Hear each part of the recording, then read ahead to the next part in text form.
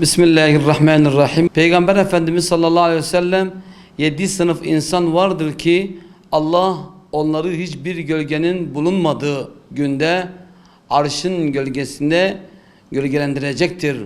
Bunlardan biri de Rabbine ibadet ederek yetişen gençtir buyurarak gençliğin manevi eğitimine verilen önemi açıkça ortaya koymuştur. Biz de Peygamber Efendimiz sallallahu aleyhi ve sellem gençlerimize yani açıkça ortaya koyduğu o manevi verimliliğini hem ilimle hem de imanla yetişmesini, her türlü bağımlılık ve zararlı alışkanlıktan korunmasını istiyoruz.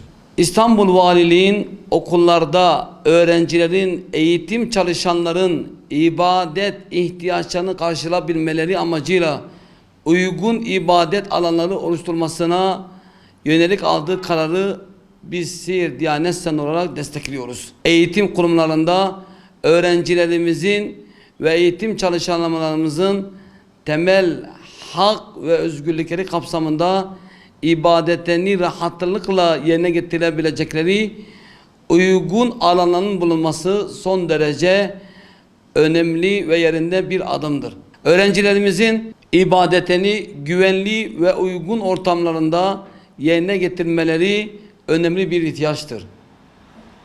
Okullarımızda oluşturacak ibadet alanların eğitim sürecini olumsuz etkilemeyeceğine, aksine öğrencilerin okul dışına çıkma ihtiyacını azaltarak eğitim disipline ve güvenliğine katkı sağlayacağına inanıyoruz.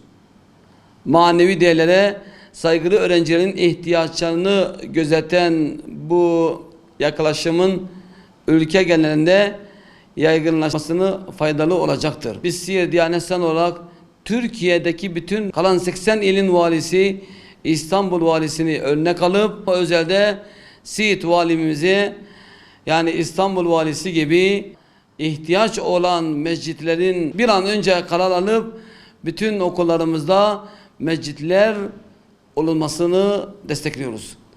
Bugün gençlerimizi yalnızca akademik başarı mücadelesi vermemektedir.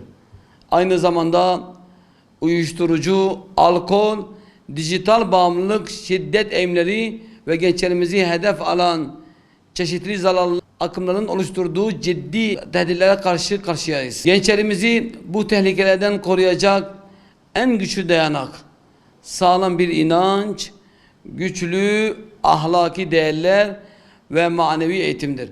Okullarımızda öğrencilerin ibadetini rahatlıkla yerine getirebilecekleri uygun ortamların bulunması, onların manevi gelişimine katkı sunacağı gibi kötü alışkanlıklardan da uzak durmanın da destek olacaktır.